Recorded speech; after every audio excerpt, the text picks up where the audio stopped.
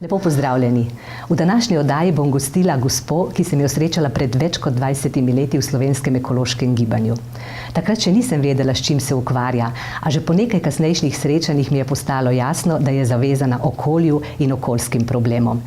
No, kasneje sva aktivno sodelovali in sedaj že prijateljevali in moje vedenje o njenem ekoposlanstvu se je še utrjevalo. Postala je okoljska ambasadorka, začela ekoposlanstvo in ga še ni končala.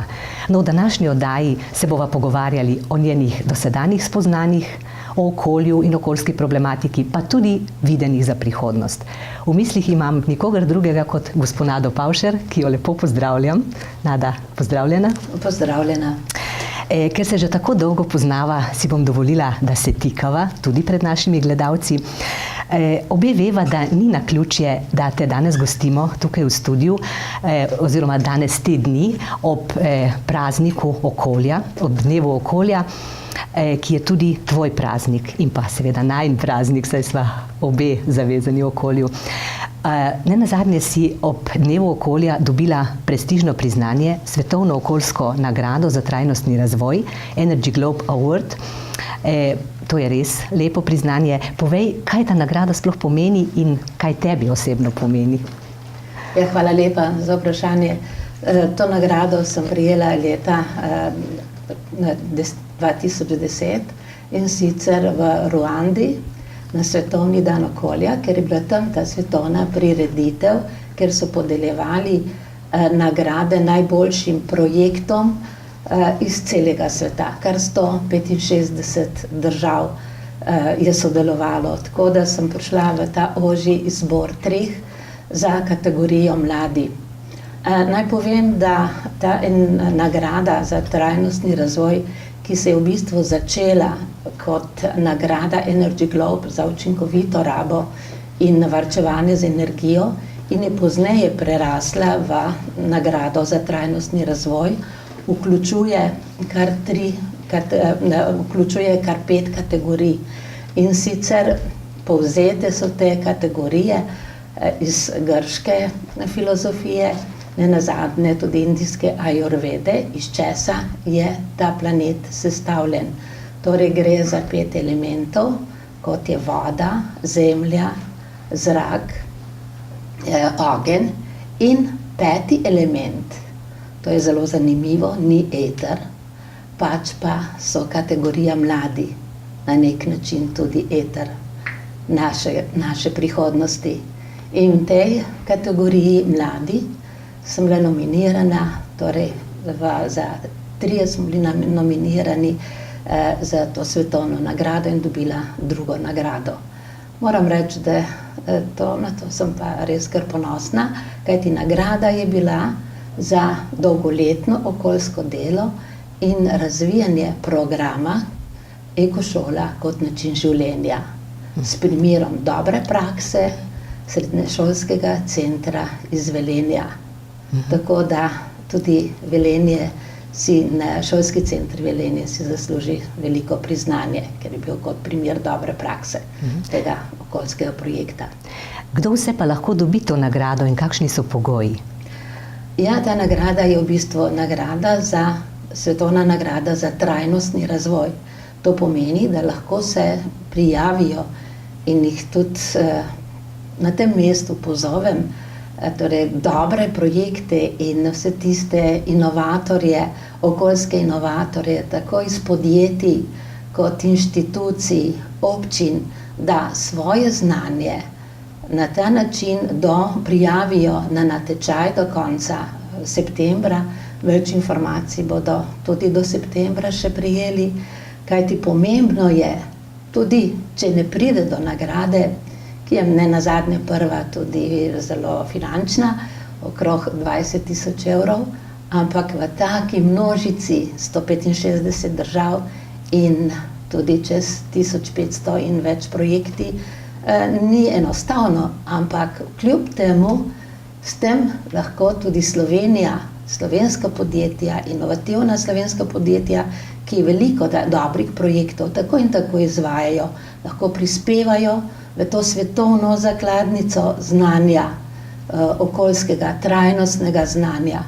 In ne nazadnje, to je odlična promocija za podjetje, za inštitucijo in ne nazadnje seveda za državo Slovenijo. Torej mi kot mala država moramo znati izrabiti vse možnosti, vsak trenutek. In ker smo majhna država, ne moremo veliko prispevati, recimo veliko k podnebnim spremembam. Lahko pa ogromno prispevamo z našimi zamislimi, z našimi idejami v to svetovno zakladnico trajnostnega znanja. In to je pot v eno prihodnost, ki jo želimo ohranjati na tem planetu, torej kot vrsta, kot človeška vrsta. Nada, ta nagrada ni edina, tvoje dolgoletno okoljsko delovanje je bilo še z drugimi nagradami nagrajeno. Morda predstaviva, katero? No ja, tega se je v teh desetletjih kar nekaj nabralo. Sem pa ponosna, da sem dobila tudi nagrado za delo z mladimi na področju varstva okolja, torej republiško državno nagrado iz rok predsednika države pred leti. No, sedaj sva začeli na koncu pri nagradah, pri konec dela, ki je obrodilo sadove, pa se vrniva v tvoje otroštvo, v tvojo mladost. Se še spominjaš, kdaj si v sebi začutila to ljubezen, to nagnjenje do narave, do živali, do rastlin in to morda kasneje, da boš zavezana okolju? Jaz mislim, da takoj, ko sem se zavedala, kajti rojena sem bila na podeželju, v manjši vasici sredi take idilične pokrajine pod Svetim Lovrencem, blizu Postojne, v Studenem. In narava je bil del življenja. In ne nazadnje tudi ekstenzivno, lahko rečemo danes, trajnostno kmetijstvo naše kmetije me je naravno povezovalo z vsem tem. Tako da ni bilo rastišča kakšnih ne rožic, ne zdravilnih rastlin, da jih nisem poznala v svoji okolici. Tako da je bilo čisto naravna pot, da sem po gimnaziji nadaljevala študij biologije in potem kemije. Kajti želela sem dvoje, to je bilo prisotno, s tem se človek kar na nek način rodi. Želela sem biti učiteljica, profesorica in želela sem se ukvarjati z naravo. No in kar nekaj časa sem to združevala, ko sem na postojnski gimnaziji in poučevala in bila tudi predstojnica naravoslovno-matematične usmeritve. In ne nazadnje, ko sem takrat ustanavljala in ustanovila prve naravovarstvene tabore, kar nekaj desetletij je že od tega. No in potem si začela delati, eno službeno mesto si že omenila, bilo jih je veliko, pa da ne bom katerega pozabila, bom kar prebrala. Se pravi, predstojnica naravoslovne usmeritve Srednješolskega centra v Postojni, pozneje pomočnica direktorja Zavoda za šolstvo, na Ministrstvu za notranje zadeve pomočnica ministra v sektorju Upravne akademije, pa načelnica za izobraževanje in šport na Mestni občini Ljubljana in nazadnje na Ministrstvu za okolje svetovalka v kabinetu ministra. Zelo odgovorna in delovna mesta. Kaj rečeš, so bila na nek način vsa povezana z okoljem in z okoljskim delovanjem. In veš, kaj me posebej zanima, kako si ti na teh delovnih mestih vnašala svoje videnje, svoje pojmovanje okolja, mogoče tudi trajnostni razvoj, o katerem bova govorili kasneje, med svoje sodelavce v vse pore tega življenja v svojih službah. Ja, v bistvu sem skušala na vseh delovnih področjih vnašati del, lahko rečem kar del sebe. Recimo kot profesorica in predstojnica naravoslovne usmeritve na Srednješolskem centru sem ustanovila in seveda marsikaj se je dogajalo ob službi, prve naravovarstvene tabore, že kar nekaj desetletij od tega. In moji dijaki, zdajšnji že 50-letniki, se kar z veseljem marsičesa spominjajo in so tudi priznani strokovnjaki na tem področju, tako recimo magister Polak Slavko, ki se pojavlja v okviru bioloških znanosti, se ukvarja z jamskimi živali in še mnogo je teh dijakov, ki so v bistvu spremljali to vnašanje v pouk sam skozi tabore, to okoljsko vzgojo. To je bil moj širši cilj. Seveda na Zavodu za šolstvo, ker sem bila kot vodja predmetnih skupin, sem imela tudi priložnost, da sem znotraj kurikularne, ko je bila kurikularna prenova po usmerjenem izobraževanju, da sem vnesla cilje okoljske vzgoje in seveda z dr. Požarnikovo, ki je bila predsednica te komisije, sva sodelovali in okoljska vzgoja je dobivala vedno večje mesto tudi v samih šolskih programih. Nenazadnje smo dosegli, lahko rečem, skozi leta, da je v zadnjo belo knjigo tudi zapisano, tudi tukaj sem sodelovala, so zapisana načela trajnostnega izobraževanja za trajnostni razvoj, ki jih naj bi uresničevala vsaka vzgojno-izobraževalna inštitucija. No, seveda me je življenje preneslo, bolj so bile objektivne okoliščine, da sem pomagala ustanavljati pozneje tam v 90-ih letih tudi upravno akademijo, to je bila v bistvu šola za uradnike v okviru Ministrstva za notranje zadeve in tam sem iskala ponovno priložnost. In ker sem vodila te programe za izobraževanje in jih tudi sestavljala, sem videla to luknjo, da lahko damo en modul izobraževanja za trajnostni razvoj za uradnike na poti v EU, takrat seveda smo se še pripravljali v Evropsko zvezo. Žal pa, ko sem zapustila upravno akademijo, je počasi tudi ta modul izginil. Čeprav takrat mi je celo pri snovanju tega modula za izobraževanje za trajnostni razvoj pomagal oziroma sva sodelovala z dr. Pličaničem, zdajšnjim ministrom, ki je ob predvoljivni kampanji čestokrat omenjal tudi trajnostni razvoj. Jaz vem zakaj, ker dejansko se s tem tudi v svojem pravnem strokovnem delu veliko ukvarja na pravni fakulteti. No, skratka, življenje me je potem tudi kot izziv peljalo na Mestno občino Ljubljana za en kratek čas, na koncu enega in začetek drugega mandata gospoda Jankovića. In moram reči, da to je bila zanimiva izkušnja. Sprejela sem to delovno mesto predvsem zaradi tega, ker sem zopet videla priložnost delo s šolami, z ljubljanskimi šolami, kako vnesti, recimo, kaj sem to okoljsko vzgojo, kako vnesti cilje trajnostnega izobraževanja v šole.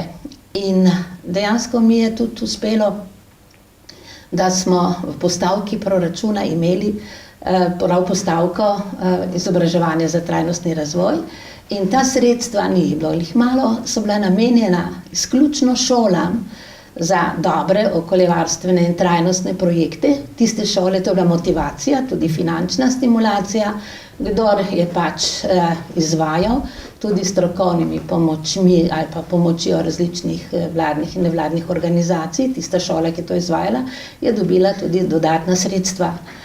Žal pa, ko sem zapustila Mestno občino Ljubljana, je tudi ta postavka se zgubila, jo ni bilo več v proračunu.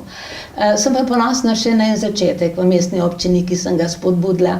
In sicer, moje razmišljanje je bilo, da ni dovolj, da se otroci v vrtcu ali v šoli samo učijo o okolju, za okolje in da se samo učijo, kaj so te prvine izobraževanja za trajnostni razvoj, kaj je trajnostni razvoj, da morajo tudi živeti v zdravem okolju. In ko sem videla, da imajo šole in vrtci še veliko azbestnih streh, je bilo v bistvu moja ideja, da se zamenja vse te strehe in v vrtcih in šolah.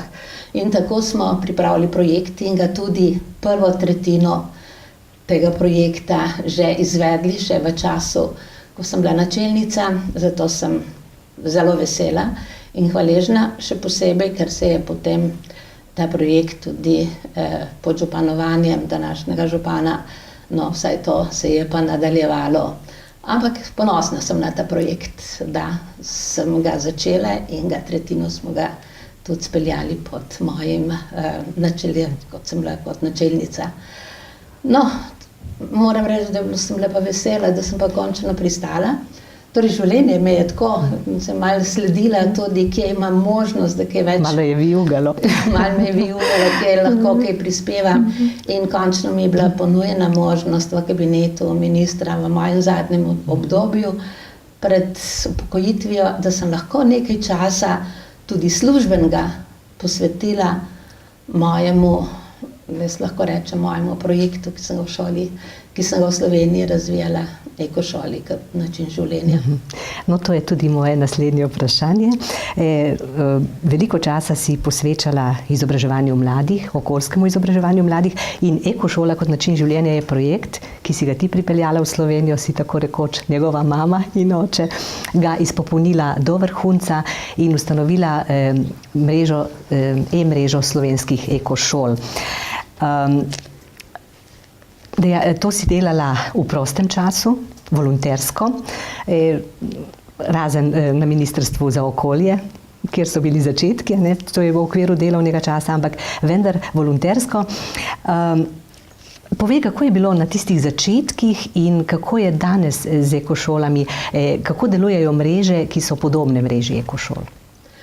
Ja, moram reči, da začetki tam leta 95-96 so bili zelo zahtevni. Brez moje zagnanosti, volje in tudi volje nekaterih sodelavcev ta projekt, ta program v Sloveniji se ne bi prijel. Ampak jaz sem točno vedela, da je to prava pot, da mi moramo mlade ozaveščati in da je dodatna znanja, da bodo znali ohranjati sebe in seveda to naše okolje, predvsem pa to našo lepo Slovenijo. Tako da leta in leta nobenih sredstev, ni bilo sponzorjev in večkrat sem jaz po službi s svojim avtom šla na šole, propagirala program, predavala in to je trajalo vsaj 5 let. No, pozneje so se našli tudi kakšni sponzorji, da so lahko pokrili vse tam minimalne stroške. Celo televizijske oddaje sva naredili skupaj, na to sem še posebej ponosna v ekošoli. Ja, torej prav televizijske oddaje, ki so nastajale v najnem sodelovanju, so veliko pripomogle k promociji tega programa. In to je bil prvi tak sistematičen program, torej prvi program sistematičnega okoljskega in trajnostnega, predvsem okoljskega ozaveščanja v Sloveniji. Tako da takrat seveda je šla vsa energija in ves čas, ves popoldanski čas ni bil namenjen. Jaz sem tudi poskušala doktorat delati, ampak časa je zmanjkalo v tem obdobju, ker je dejansko sem ga porabila poleg družine seveda za ekošolo. In splačalo se je, na to sem ponosna, ker program danes še vedno živi in nenazadnje nastajajo tudi druge mreže, ki so podobne in ki udejanjajo cilje trajnostnega razvoja.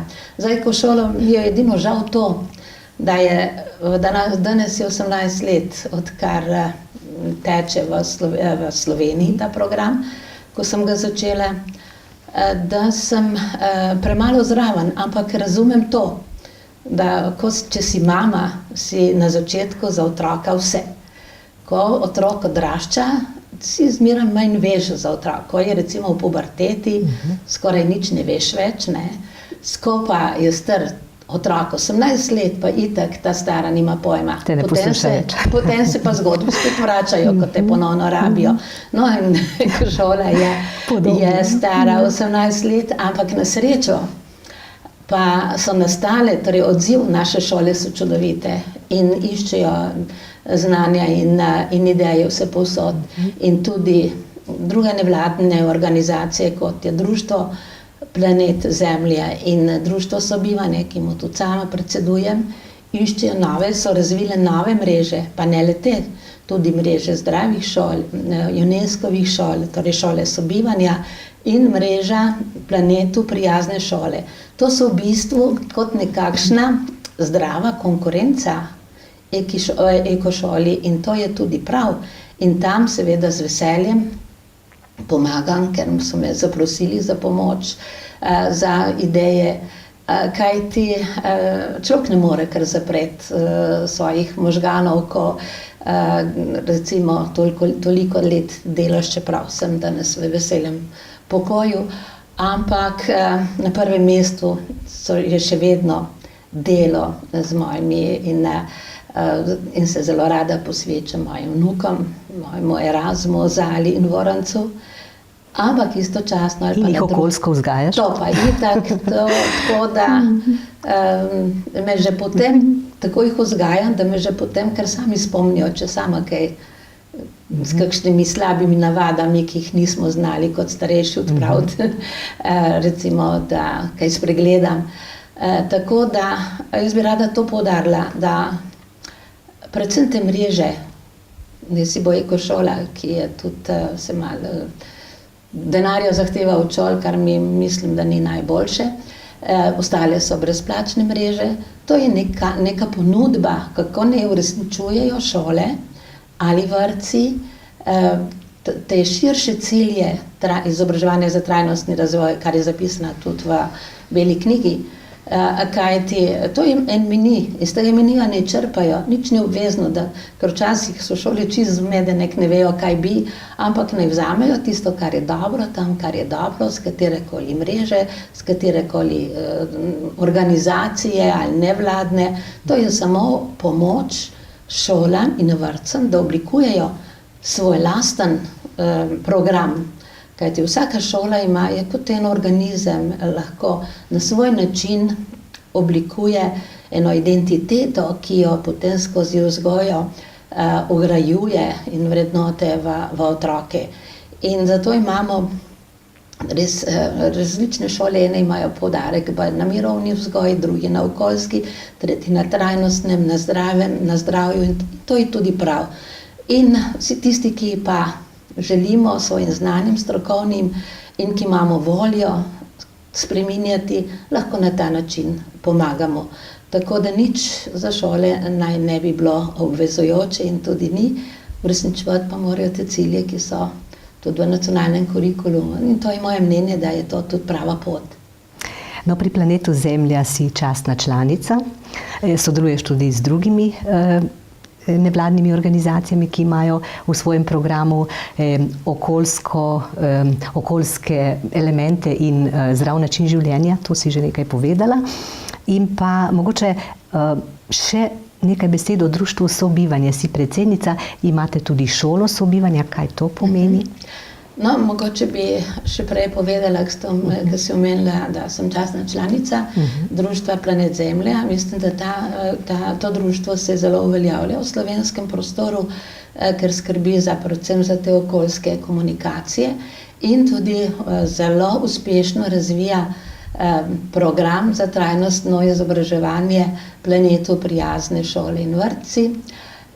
Poleg tega pa seveda v društvu Sobivanje tudi gradimo pa šolo sobivanja, ki je pa v bistvu naravnana tudi na ta celosten vidik mladega človeka v svojem okolju, v svoji šoli, v svoji družini in skušamo take projekte razvijati, ki v bistvu zopet pomagajo pri vzgoji tako šoli, staršem, učiteljem, kot so recimo zelo uspešno smo izvedli že nekaj let zapored, spodbujamo prijateljstvo. Tudi to je v bistvu sestavni del trajnostnega izobraževanja, seveda s pomočjo sponzorjev. Recimo, sem zelo vesela, da so določeni sponzorji oziroma določena podjetja, kot je recimo BTC, ki nam sponzorira ta projekt, da so tako družbeno odgovorna, da imajo v svojih programih razvoja, čeprav so drugače naravnana po svoji vsebini, toliko dobrih zamisli, kot je recimo zeleno mesto v BTC-ju ali pa zelena družina Gorenja ali pa obnova vodnjakov Heliosa. In skratka, neka podjetja dejansko se spreminjajo in imajo v svojih programih in to je prav, se danes Misija je to zeleno. tudi tržna niša na nek način, misija zeleno, pa BTC-ju je, tako da. Poleg tega imamo še druge projekte, recimo za zdrav življenjski slog, za varno pot v šolo. Torej vse to, kar gradi mladega človeka preživeti in nenazadnje vrednote, ki jih potrebuje in ki si jih gradi celo življenje, da bodo mogoče gledali v prihodnosti malo drugače in gradili drugačno družbo, kot se trenutno tukaj dogaja skozi vse te finančne malverzacije in to ni trajnostno, niti slučajno. No, spet smo omenili trajnostno in trajnostni razvoj, trajnostno življenje. Tolikokrat se pojavlja ta beseda, da se bova zdaj ustavili pri njej, ker je zelo pomemben trajnostni razvoj in jo razložili. Torej, ko mi navadni smrtniki govorimo o okolju, o okoljski problematiki, pomislimo na zbiranje odpadkov, ločeno zbiranje odpadkov, na ozonsko luknjo, na zdrav način življenja in podobne stvari še bi lahko naštevali. Le nekateri pa vedo, kaj je trajnostni razvoj in kako ga lahko upnemo v nek širši kontekst. Zato bi te prosila, da poveva, kaj to pomeni recimo pri posamezniku, pri njegovem načinu življenja in širše v neki skupnosti, narodu, državi. Nenazadnje je bilo lepo slišati od tebe, ko si bila na Kubi in si slišala za trajnostni socializem, sedaj v 1. maju na tvojem izletu. Utopična ideja za sedaj, pa vendar mogoče nekoč v prihodnosti. Ja, mislim, da je to ena izmed poti in rešitev. No, ne bom govorila zdaj o trajnostnem razvoju kot definiciji, da moramo svoje potrebe omejiti, zato da še kaj ostane za naše vnuke.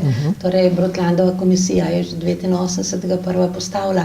Ampak jaz bom čisto preprosto povedala, trajnostni način življenja, trajnostni razvoj ni nič drugega kot zelo sonaravni, sorazmerni razvoj tako gospodarstva, tako sociale in tako seveda s tem, da v vsakem trenutku gledamo na naše naravne vire in na naše okolje.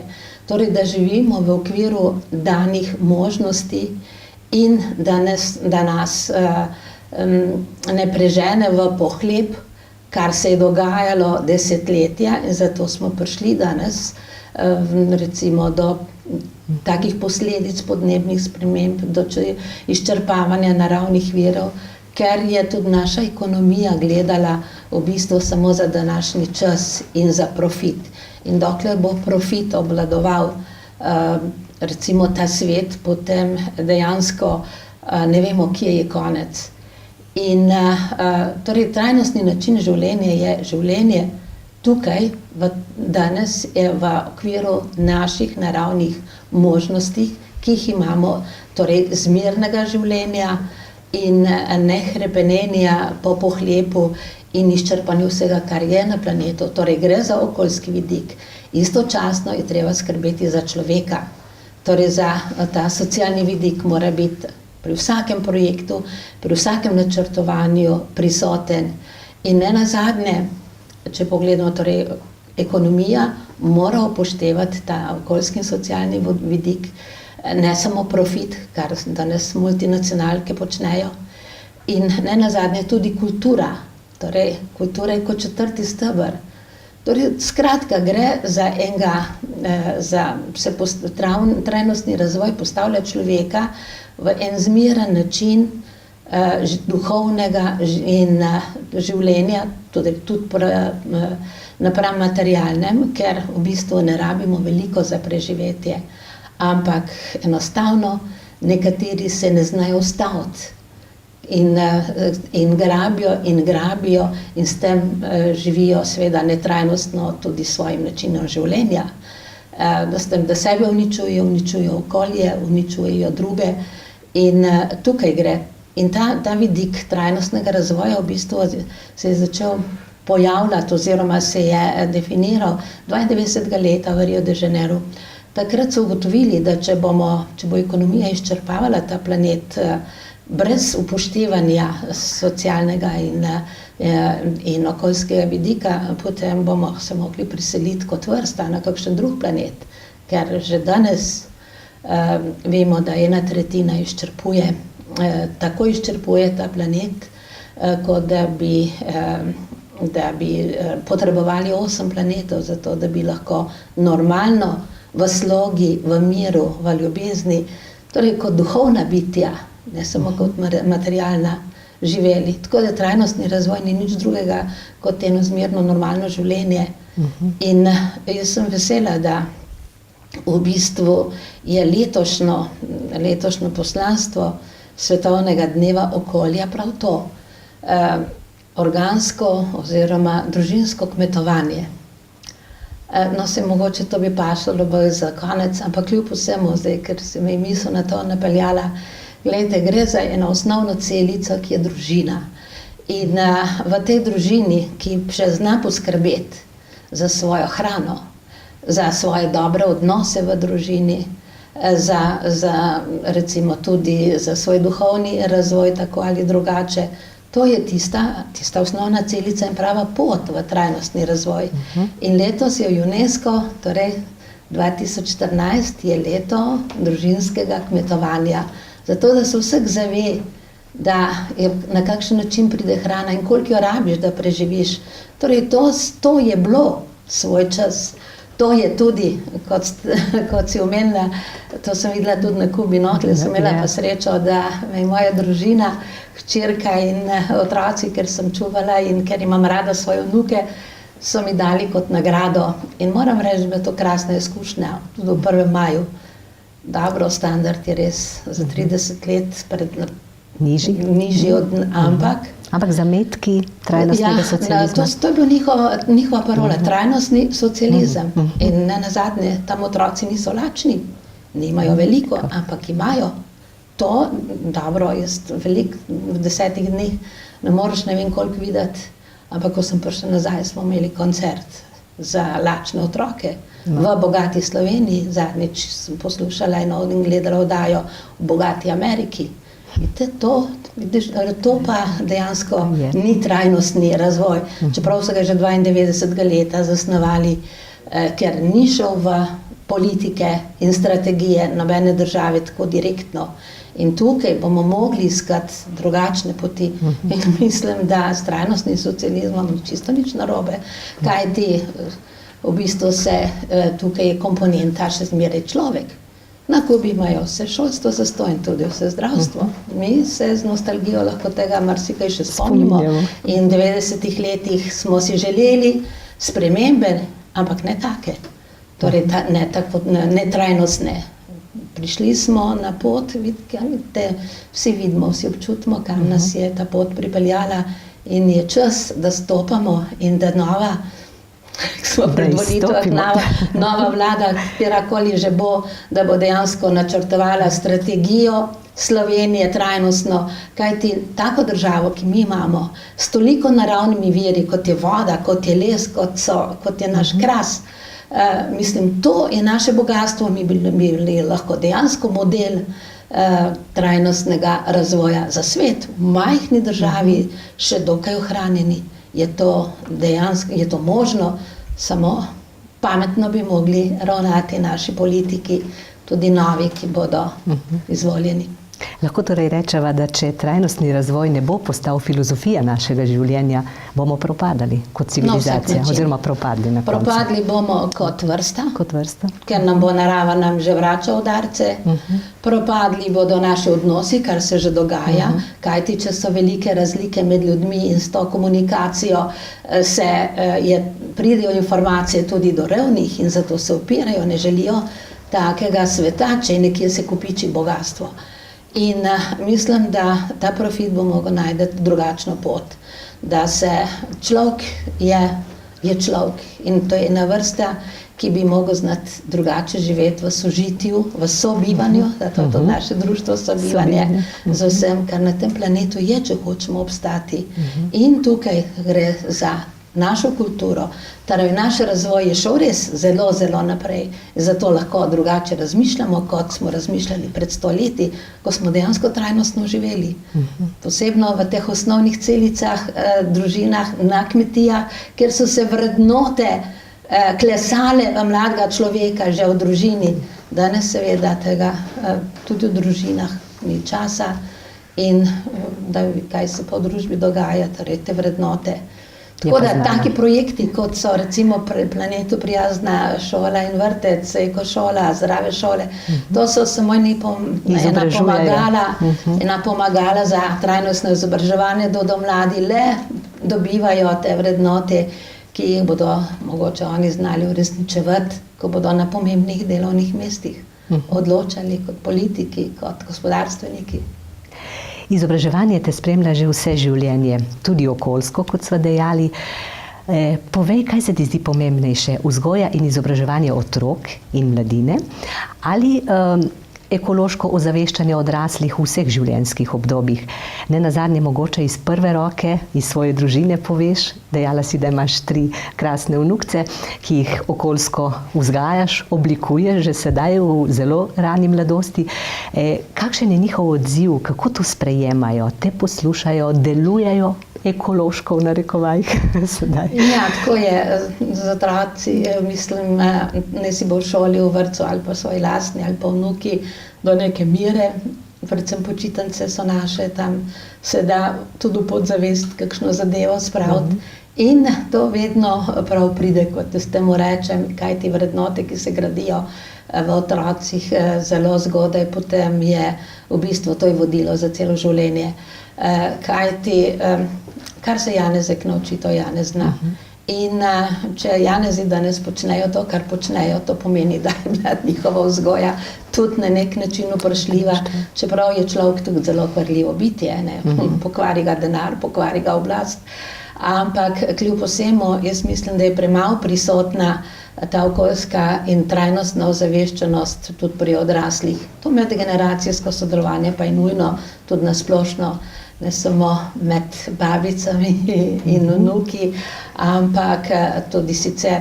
Moram reči, da se te zadeve preko različnih dnevnih centrov funkcionirajo in se stvari spreminjajo. Če samo pogledam recimo 90., 80. leta, ko smo začeli z naravovarstveni tabori, 70. pozna, pa današnji čas, so zelo velike razlike, vsaj zavedanje je večje in tudi ljudje se znajo pritožiti, če ni kaj prav. Žal še zmeraj, samo da ni na mojem dvorišču, če govorimo o ravnanju z odpadki.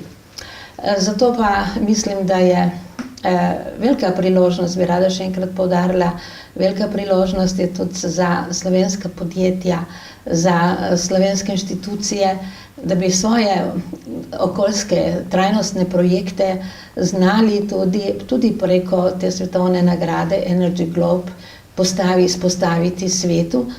S tem si lahko tudi odprejo nenazadnje razne poti marketinške, kajti promocija je vedno dobrodošla in mi kot mala država, kot sem že poudarila, se lahko promoviramo le skozi na tak način znanja, kjer bomo prispevali v to zakladnico trajnostne prihodnosti. No, predsedniki navadno ob prazniku države ali kateremkoli drugem prazniku pošljejo ljudem poslanico, lepe misli. Nada, ti si ambasadorka okolja. Kaj bi ljudem, našemu planetu, zaželela ob dnevu Zemlje? Jaz bi zaželela predvsem, da bi bili strpni, da bi znali razmišljati tudi pri majhnih vsakodnevnih opravilih, recimo na te naše naravne, na vodo, na naš način, naše navade, na ravnanje z odpadki. Tukaj se vsak srečuje, tudi na odpadno vodo, tudi ko doma, recimo, odliva kakšne snovi, ki niso za na vrt ali v kanalizacijo. Torej vsak lahko prispeva svoj del na področju okolja, na področju odnosov, gre za tudi kulturo duše, kulturo srca, kulturo govora in prav svetovni dan okolja, ki pa je letos še posebej namenjen tisti osnovni celici, družini in družini, ki si sama pridobiva hrano s kmetovanjem. Tam bi želela, da bi dejansko te vrednote iz teh pravih kmetij, ki so še, da bi njim želim vse dobro, državi, da bi pomagala in novi vladi, da bi pomagala takim kmetijam in seveda vsem meščanom, ki se iz tega prehranjujemo, da bi dejansko znali ceniti to naravno pridelano hrano in seveda znali ceniti tudi tiste vrednote, ki nastajajo v takih ekoloških kmetijah. Nada, iskrena hvala za tale res izčrpen in zanimiv pogovor, vam pa tudi hvala za pozornost in nasvidenje. Nasvidenje.